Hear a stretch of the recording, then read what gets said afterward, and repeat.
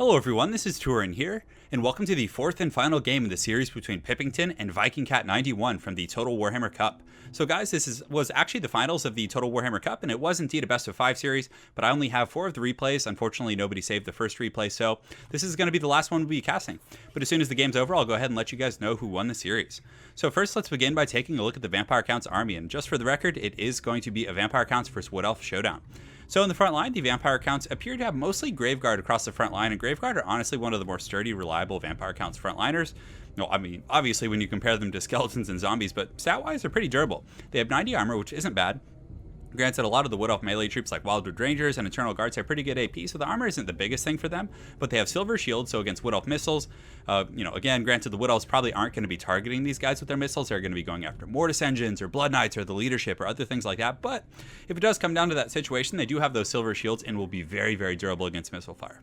On top of that, they have pretty good defensive stats with 36 melee defense, but they have 38 weapon strength with very low AP values, but against the Wood Elves like Wildwood Rangers and Eternal Guards, all of whom have I think between 20 and 40 armor, these guys are really going to be big performers because again, they do have that bonus versus infantry of 8, which is quite massive.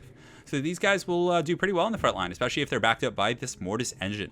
So over here on the far side, this is actually a bit of a cool kind of meta pick here. He does have some crypt ghouls, and these guys are just looking all wild.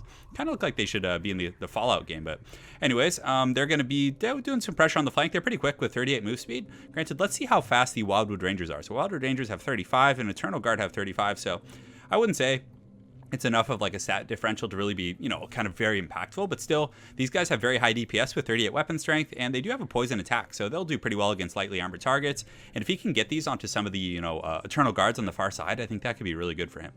Over here for his leadership, he does have Lady Karstein over here with her Blood Chalice. Does she have it? She does have the Blood Chalice of Bathorai. So it, actually, I'd never noticed that. It gives, 36% vigor, so that's pretty good. But more importantly, you can actually heal herself, and it's a pretty big heal, guys. Or you can heal other heroic units. So let's go ahead and take a look. He does have a Vampire with Death, and he does have the Spirit Leech over here, so he will be able to heal that Vampire or Lady Karstein herself. And that's nice because a lot of times in matchups, you have to worry about, using Invocation. Do I use it on my units fighting, or do you save it for your Lord, who could potentially get nuked down, especially against, Prey of Anath Rama and, Wood Elf Snares and things like that. So with that, it kind of helps to make that decision a little bit easier. So 2 groups of Blood Knights with their anti-large. Wood Elves do have, a fair amount of large units. They do have the Treekin, and sometimes they, will bring a Tree Man or the Mighty Dearth who might make an appearance. So having the anti-large mobility here is going to be nice. And even if they don't have any anti-large, they're just a very durable, backline pressure unit. You can really get after those Eternal Guards and things like that, and just a solid pick in my opinion. He does have the Claw of Nagash, which does have that slowing aura, so a little bit of a preview of the Frostbite. It's only 24% speed, but still, it's not bad. I mean, for 200 extra resources, a lot of times you'll have that much left over anyways. You just throw it on chevrons on your units, but in this case, you might as well get the slow. I mean, I don't really know if the slow would be super, necessary against the Wood Elves, because they're, I don't see a lot of Wild Riders in this matchup because they get shut down so badly by Blood Knights, but still, not a bad choice there. On top of that, he does have 2 groups of Direwolves, which I think is a really nice pick. These guys are just, they're incredibly fast with 95 move speed, and against the Wood Elves, you really got to take them out of their comfort zone, because the only way they can really, shut down the Vampire Counts in this matchup is if they're able to kill this Mortis Engine, and the way you do that is with missile pressure. So if these Direwolves can get in the back and really tear those guys up, it's going to be a good day for the Vampire Counts. So now let's look at the Wood Elf army. So in the front line here, he does have mostly Wildwood Rangers. So these guys, they're pretty, they hit really hard. I mean, they have 40 weapon strength. They do have a bonus versus large. So if they do get caught up on the Blood Knights or things like that, they will, trade effectively in sustained combat. Granted, effective Blood Knight micro of charging in and then just pulling out is really going to kind of negate that. But still, they have very heavy AP and will definitely really, really lay into these, what are they called? The Graveguard in the front line. I always forget that. But yeah, so front line of Wildwood Rangers, and then they're going to be supported in the flanks by the Eternal Guards, and then just giving him a little bit more backbone in his army. He did get some Treekin. Now, I like Treekin quite a bit. As you guys know, with Chaos, one of the only ways to really beat Vampire Counts effectively is with giants and monstrous units.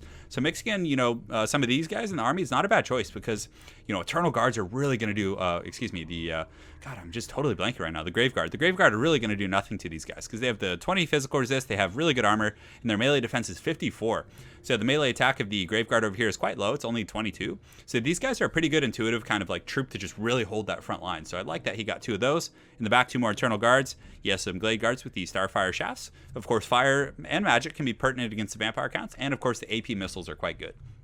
He's got some regular war dancers here, and the reason he has them here, guys, and what I'm thinking is, and again, maybe we'll see it over the course of this battle, zombie summons are really common. He's going to fly over or ride by and try and summon zombies, and the war dancers can tear apart a group of zombies so incredibly fast. So I think these guys are kind of like a sweeper type unit. He does also have a spell singer with the Lore of Life. So guys, without further ado, my apologies for the rambling. Let the games begin. So you can see the vampire counts are advancing up in their hounds. The two groups of dire wolves as well as the two blood knights are going to be pressuring the flanks pretty aggressively. And that's a lot of mobility to deal with. So if he's able to like put a direwolf here, put one here, and some blood knights here, and kind of mix it up and just force his opponent to really just kind of stress out about it. Or something else that he could potentially do is the Wildwood Rangers, though they do have anti-large, they are very squishy. They only have 40 armor, and yeah, they'll take a beating because Blood Knights have a pretty massive charge bonus of 76. So if he decides to just charge into these Wildwood Rangers in the front, they do not have charge defense against large foes. So that charge bonus is just going to come in fully ready for business. But the Eternal Guards, on the other hand, do have the charge defense against large foes. So he's really going to need to kind of be careful of that, because this charge right here on this exposed flank could be really devastating. You can see that the Wood Elf player right here is kind of mixing in the Eternal Guards with the Wildwood Rangers. I like that quite a bit, like saturating units like that, especially when they're a very like hammer and anvil type unit situation. Although I would have liked to see maybe some Treekin up there and leave the Eternal Guards in the back, because the Treekin won't do as well against the Blood Knights as the Eternal Guards would. So the Wood Elves right now are just kind of jockeying for position, just trying to find a nice little niche. And he's actually appears to be moving right next to this big totem here, which is a really good choice, in terms of just tactical positioning, because it takes away a flank. So now you really don't have to worry about units coming down here, and you can allocate your resources elsewhere. So you can see the Blood Knights are coming in pretty hot and heavy.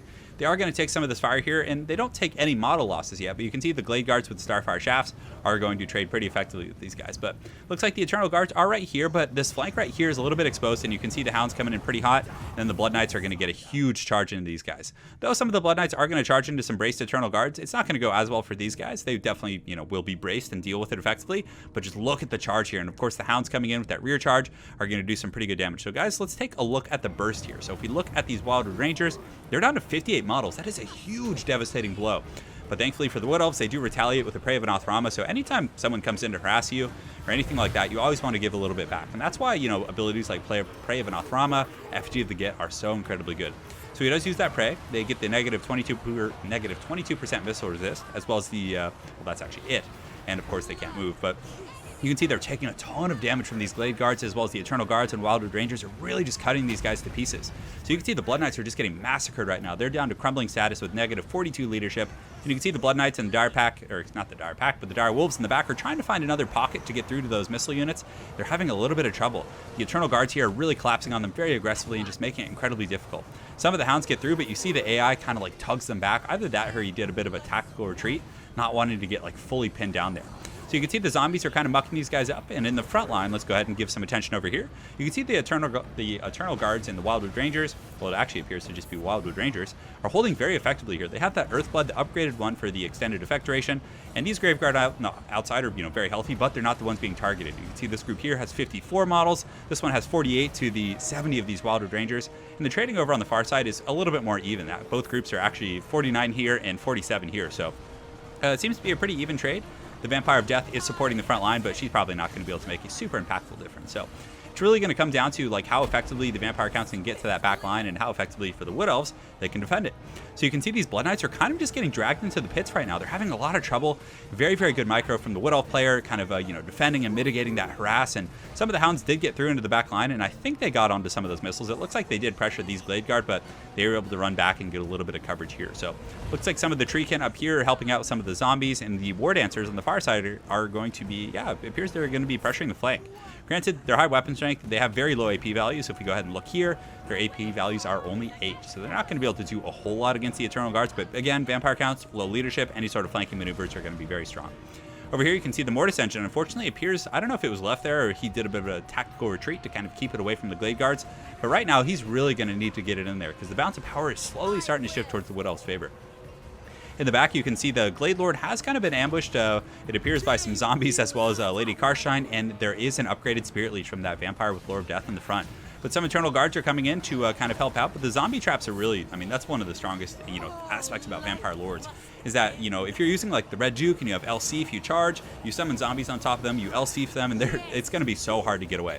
Some units that have really good masks can like push through them, but some lords like simply can't get away. So Lady Karstein is in a bit of a duel here, and it looks to be going pretty well. So you can see the Glady has to pop her potion of toughness as well as the potion of foolhardiness just to ensure she doesn't break. And Lady Karstein's chasing, but her mount only has 66 speed compared to the 110 of the Glade Lord. So no luck there. So Lady Karstein's going to be doing a bit of a retreat, and you can see the Mortis engine is now coming in. So I don't know if he forgot that, but if he did, that's really, really unfortunate because that would have made a pretty big difference. And you can see the Eternal Guards are chasing this thing down, trying to spear it, but Mortis engines are quite fast. And they have big mass. They can push through units pretty effectively. You can actually see, was that an arrow of Curtis? Oh, I actually thought he had like a Waystalker somewhere in here, but you guys can see the Vampire Count's front line has been completely annihilated for the most part. He basically just has this Mortis engine, the Claw of Nagash online. He does have some zombies as well as a Vampire with Lore of Death, I think. Yeah, and he just has Spirit Leech on that. So nothing, no Fate of Buna or anything like that could be really game-changing. But Lady Karstein does summon some zombies, but she is just getting Glass Samurai'd right here, guys. She is just straight up getting Tom Cruised right now. She's summoning some zombies. She does have some Blood Knights here, going to charge through and hopefully do a little bit of damage to these guys. Very lackluster charge. They got caught up on the zombies, but nonetheless, I think it deserves a little bit of a charge pour in slow motion. You see Lady Karstein getting in there, obviously going to do some pretty good damage to these guys, but it's probably too little too late.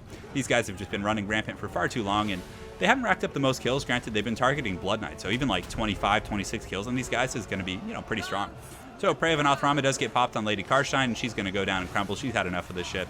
She's going to go back to hang out with Vlad, and that looks to be all she wrote. So very, very well played. I believe that was Viking Cat playing the Wood Elves, but we'll go ahead and check here in just a moment. As you can see, some of the zombies here are just being cleaned up and everything. So the Wildwood Rangers performed quite well in the front line. With that Earthblood they did, it kind of mitigated the little slow pokes from the Eternal Guards, or the Grave Guard. So many guards going on here.